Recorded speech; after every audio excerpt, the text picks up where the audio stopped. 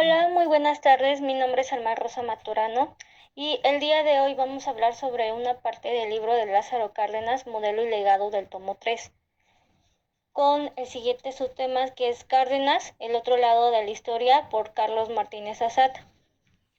Bien, para continuar con este tema, primero que nada necesitamos saber quién fue Lázaro Cárdenas.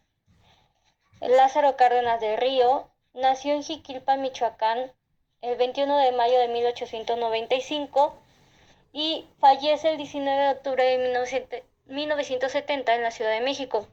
Fue un militar y político mexicano que se desempeñó como presidente de México durante los años de 1934 a 1940. Durante estos años, como bien sabemos, se conoció como el cardenismo.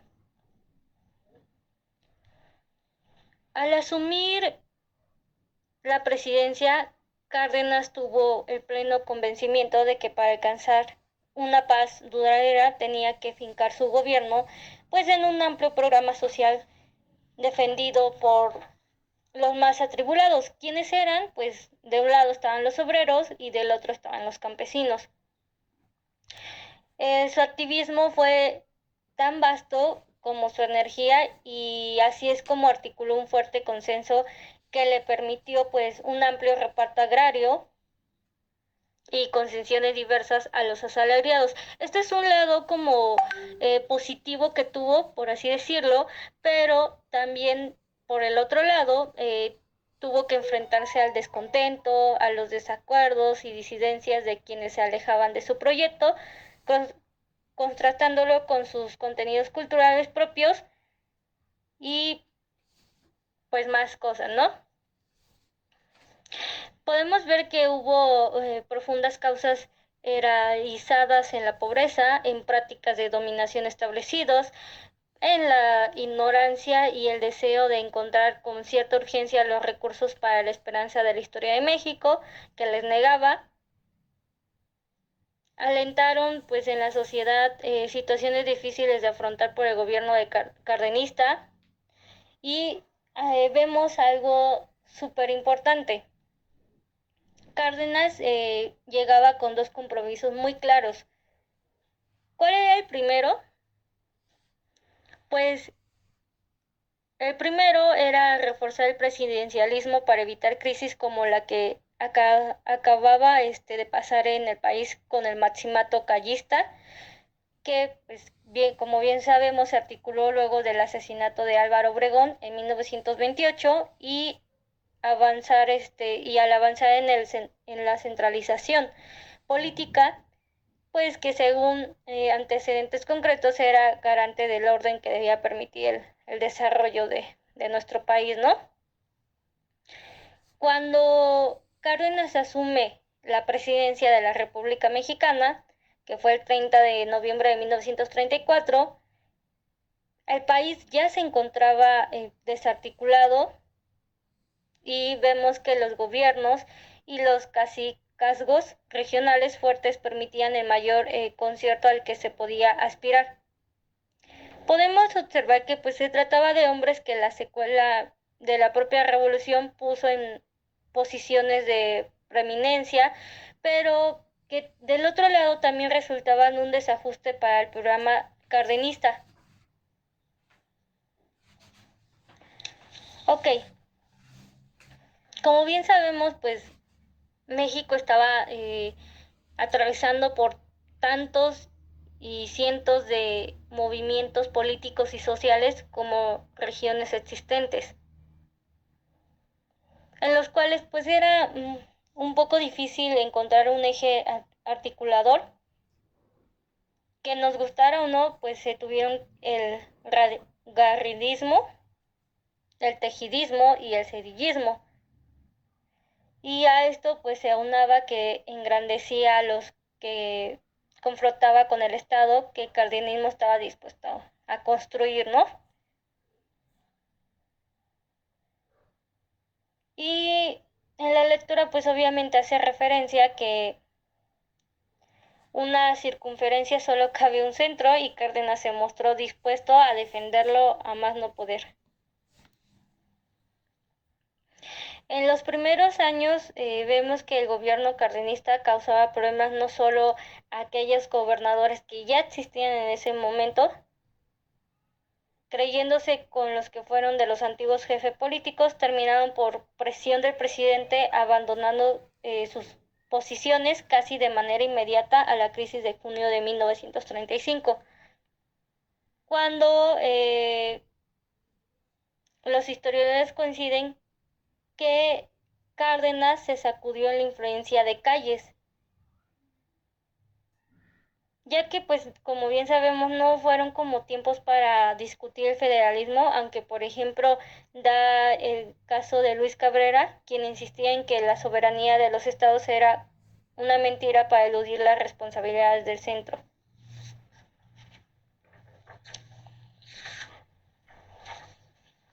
Y la lectura se desempeña en tres casos, en tres regiones más bien, en las cuales para él quisiera demostrar las diferentes acciones de los campesinos, las formas como confrontaron sus soluciones y la participación del gobierno donde proceden muchos de los rasgos del sistema político, así como los métodos ya empleados para satisfacer y dar cauce a las demandas agrarias.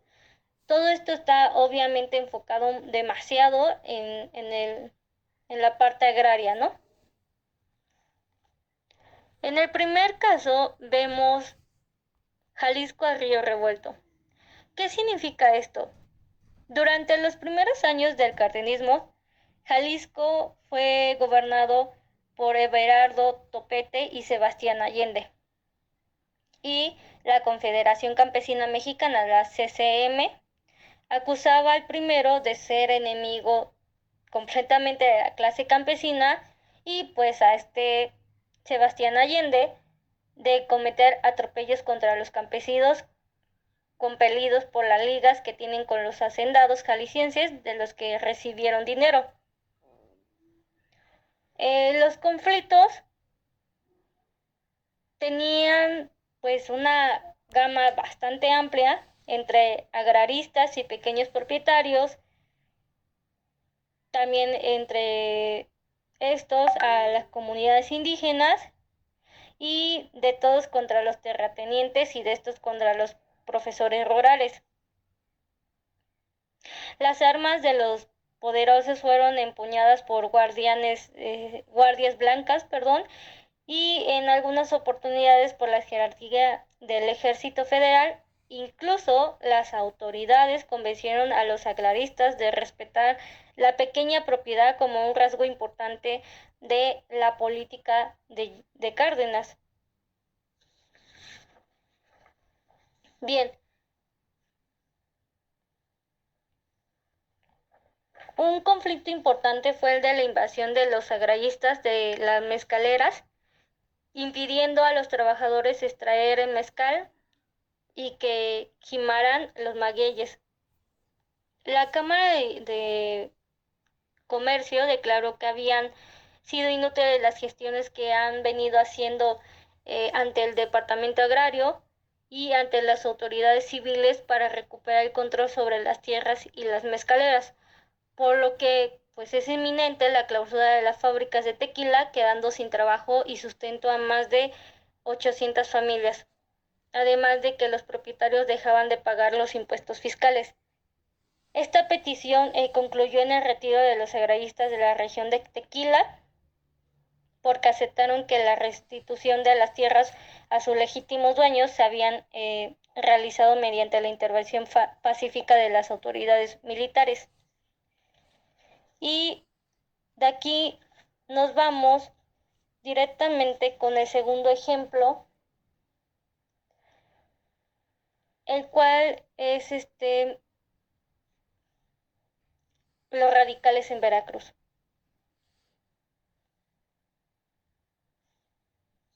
Ok, como bien sabemos, Veracruz se considera uno de los estados más radicales en los años 30. Contó también con los hombres más radicales de la provincia mexicana, entre ellos Adalberto Tejada, Úrsulo Galván y Heriberto Jara. Hay claramente mucho más personas, pero estos tres son como los principales. El cardenismo fue marcado allí por la larga tradición de la lucha agraria y de organizaciones campesinas a la luz de las izquierdas del momento. Desde 1923 había formado su Liga de Comunidades Agrarias y se había deslindado del Partido Nacional Agrarista, cuyos principios no parecieron suficientemente radicales a los veracruzanos. De hecho, muy pronto hubo un distanciamiento entre presidente Obregón y Tejada, que se agrandó durante la rebelión de la Huertista. Ya en 1927, los veracruzanos propusieron la creación de una Liga Nacional Campesina, primera organización de alcance nacional de este tipo que agrupaba a núcleos de campesinos de todo el país. Los congresos agrarios de diferentes lugares del estado pues marcaron la tónica de la organización en los años 30, que pues estaba buscando una unificación campesina retomada por la lógica ya cardenista, ¿no? Y está apuntalada por el corporativismo del Partido Nacional Revolucionario, el PNR. Como bien sabemos, pues el objetivo era formar ligas en todos los estados hasta llegar a una gran convención para formar la Confederación Nacional Campesina, la cual se decía explícitamente dependía de la PNR. Esto no era algo que se escondía, sino que ya era como un poco bien sabido, ¿no? El siguiente caso, y es el que yo voy a puntualizar un poco más, es acerca de la laguna o la modernización. Bien, en otro sentido fue la lucha agraria de estos años en la laguna, una de las regiones más revolucionarias entre los límites de Durango y Coahuila. Ok, en esta la actividad de los campesinos se encontró ahí una decidida orientación agrarista asesorada por grupos de izquierda y de organismos con gran afinidad al cardenismo, para desembocar en el proyecto agrario de mayor alcance del régimen. Esta estaba vinculada a un proceso de modernización por la amplitud de las tierras irrigadas y por cultivos dedicados a la exportación. La revolución había establecido una clara línea divisoria entre los grandes propietarios y los campesinos, muchos de los cuales siguieron el ejército de Pancho Villa. Y vamos a ver la siguiente línea del tiempo, que se me hace algo súper importante y algo reducido a todo lo que nos comenta en esta lectura, ¿no? Nos dice que en 1930 las reacciones de malestar a los campesinos llevaron a los propietarios, muy a su pesar, a proponer ciertas medidas agrarias favorables a sus intereses, no a los de los campesinos, aunque proponía la formación de distritos ejidales para reacomodar fuera de las áreas cultivables, beneficiarias, claro está, por el riego de los ríos Nazas y Aguanaval.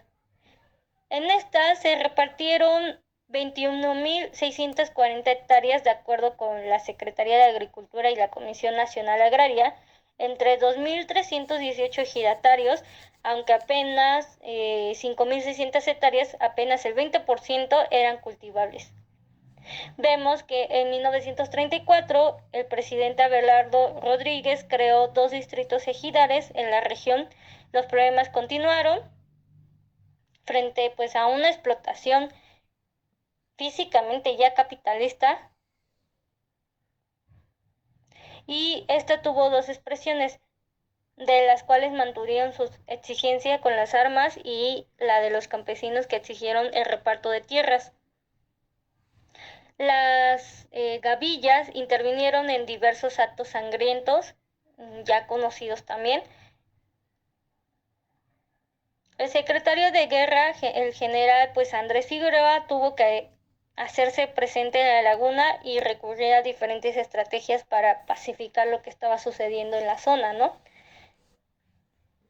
Y pues llega un volante distribuido entre la misma población que proponía a los rebeldes acogerse en la amnistía, entregando pues los pertrechos de guerra que tienen y recibiendo a cambio de ellos un salvoconducto que los proteja para retornar a sus hogares y dedicarse a un trabajo honrado para dignificarse, como lo ha hecho ya muchos de estas fechas. En 1935 estalla la huelga de los peones que la hacienda de Manila en el municipio de Gómez Palacio. Como bien sabemos, Gómez Palacio es el límite que hay entre Durango para justamente entrar a Coahuila.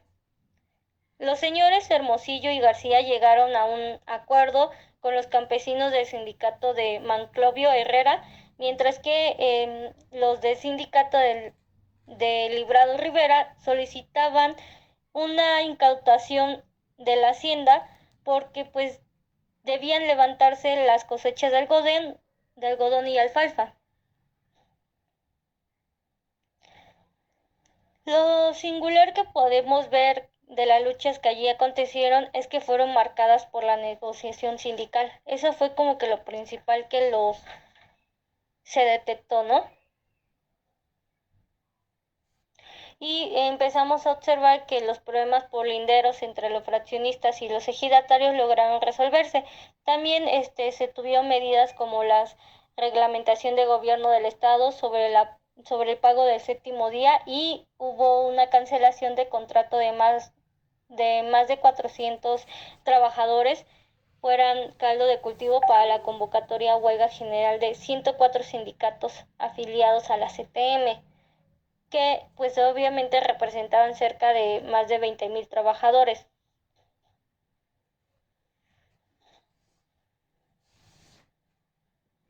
Bien, eh, convocada inicialmente para el 26 de mayo de 1936, fue propuesta en dos ocasiones y el mismo presidente Lázaro Cárdenas tuvo que hacerse presente el 27 de julio, llegando pues a Torreón para tratar de dirimir los problemas entre las dos partes, ¿no? Pero la huelga estalló el 18 de agosto. Para evitar enfrentamientos, las fuerzas federales se presentaron, recogieron armas a los campesinos y a la CTM, que pidió al presidente una explicación. El 29 de agosto Cárdenas pues decide tomar de forma definitiva el asunto en sus manos y desde México en una reunión declara que la laguna era la región más rica del país, que en los últimos años los hacendados habían obtenido ganancias de más de 300 millones y apenas invertían el 17%. Y en la cual pues llega a las siguientes conclusiones. La primera es que las tierras serían repartidas entre los trabajadores comarcanos sin necesidad de presentar solicitudes de dotación. En la segunda, el gobierno daría las refacciones necesarias para cultivarlas. Como tercer punto, los eventuales saldrían de la región a la brevedad apoyados por las fuerzas federales y por las autoridades civiles. En la 4, los patrones respetarían los contratos colectivos y solamente deberán dar trabajo a los trabajadores sindicalizados. Esto era algo muy importante. Y en el número 5 se enviaría una comisión para las aguas del río Nazas para que fueran mejores aprovechadas. Ese fue pues el primer paso para una acción definitiva del gobierno. El 6 de octubre de 1936 decretó la expropiación de 3/4 de las tierras de la laguna, dando lugar a una amplia polémica nacional en torno pues a la ley de expropiación en beneficio de la nación, que sería consagrada por el artículo 27 constitucional, el que ya nosotros conocemos hoy en día. Bien, el fin del principio o el principio del fin. Este es un título bastante llamativo porque trata pues de explicar lo siguiente, ¿no?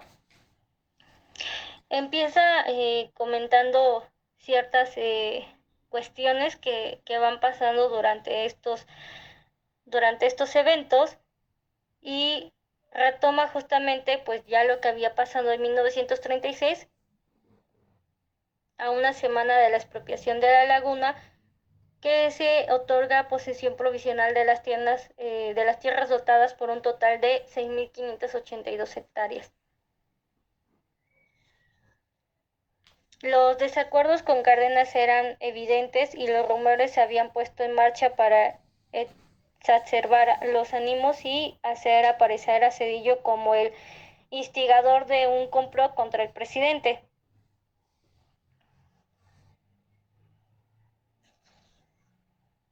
Y pues acorralado y sin grandes luces tuvo que renunciar el 15 de agosto de 1937 Lombardo Toledano. Para entonces ya anunciaba el complot sedillista contra el presidente, pues en una alianza con el nazifascismo, aunque México mantenía relaciones con Alemania y le continuó vendiendo petróleo cuando ya había estallado la Segunda Guerra Mundial. Y como bien sabemos, pues el 13 de marzo del año siguiente, Alemania invadió Austria y el 18 de ese mismo mes, el presidente expropió el petróleo para México después de un complicado proceso que involucró a las compañías petroleras inglesas y estadounidenses. La respuesta fue de apoyo casi total en la sociedad. Y aquí vamos a observar que quienes empezaron a mostrar como un desacuerdo se encontraba Zedillo y pues vaya que lo hizo saber, ¿no? Lombardo Toledano, por el otro lado, insistió entonces en un entendimiento que no se ha logrado probar, según el autor, entre Zedillo y las compañías extranjeras, incluso que tuvo contacto directo con los nazis. Esto se comenta, ¿no? Para quienes pues el petróleo mexicano era importante. Pero algo que comenta la lectura que fue sumamente grave en México fue que los países de las empresas expropiadas se negaron a comprarle petróleo. La ruptura de relaciones entre México e Inglaterra causó consternación en el Departamento de Estado y Estados Unidos contribuyó al boicot al suspender la compra de plata a México, que entonces ascendía a más de 30 millones de dólares. La humillación de la renuncia significó para Zedillo un duro golpe porque pues debía regresar derrotado a su terruño tras pues haber cumplido sus aspiraciones de, como lo menciona en la lectura, de ranchero potosino, y pues formó parte del grupo de los vencedores de Agua Prieta para ser gobernador y ocupar luego un cargo nacional de enorme responsabilidad. Podemos observar que pues a principios de 1936 él estaba comiendo en un restaurante de Prendes, a donde fue pues invitado junto con Emilio Portes Gil, presidente del PNR, como ya sabemos, fue el Bloque Nacional Revolucionario de la Cámara de Diputados. Los diarios pues elogiaban su gestión antes de conocer el juicio posterior del presidente de la República. Ok, para esto varios elementos se habían condensado para hacerse de él un rebelde. Y podemos observar las siguientes fechas que son sumamente importantes. Esta otra línea de tiempo nos va a ayudar un poquito a entender, ¿no? El 18 de mayo, el presidente Lázaro Cárdenas decide viajar a San Luis Potosí,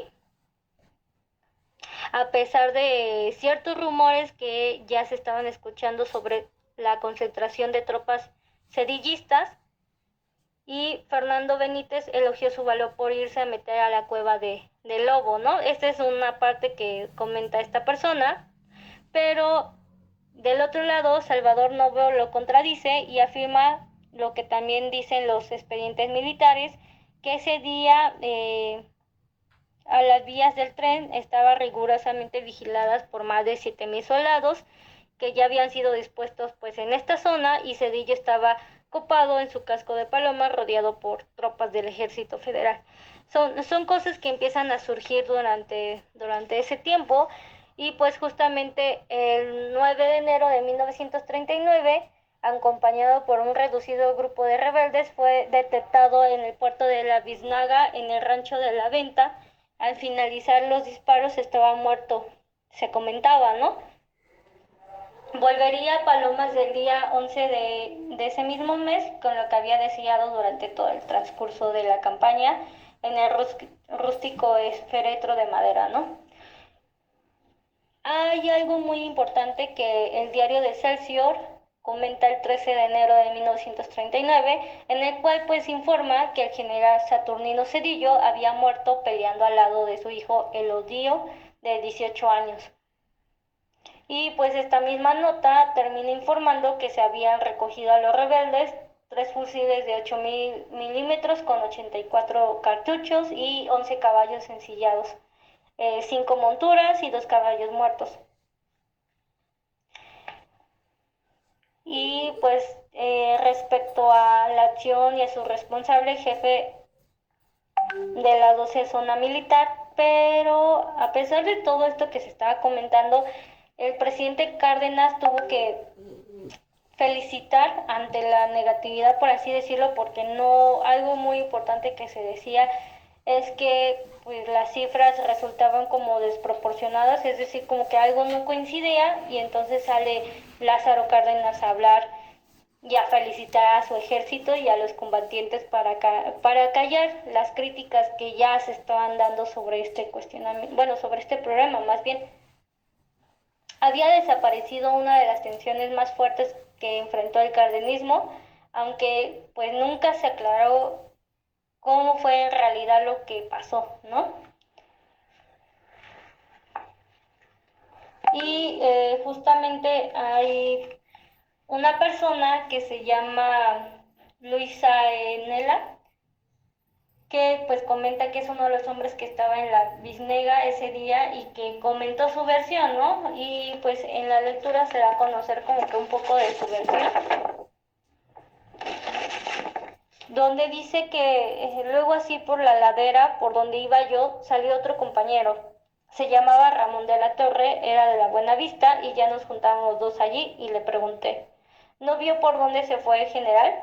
No, yo no vi. En eso estábamos cuando oímos la balacera, oímos para arriba, decían, viejo panzón, hijo de tu tiznada madre, ahora sí te acabó, ¿no? Eh, Él comenta justamente como que su versión de lo que pasa, muchos pues sí se quedan así pensando, pero en realidad nunca, como ya lo había comentado, nunca se va a poder saber como tal qué es lo que procedió, ¿no? Y como bien sabemos, pues el fin del principio o el principio del fin, ya yo lo dejaré como a su consideración. Y como les comentaba, lo principal a lo que se va refiriendo a la lectura sobre movimiento agrario, 3 temas sumamente importantes y pues también sería en cuestión de que pues a cada uno, si nos, si nos llama la atención alguno en especial, pues podamos indagar un poco más, ¿no? Hasta aquí sería mi participación como tal. Le agradezco a todos de antemano, muchas gracias y que tengan una excelente tarde.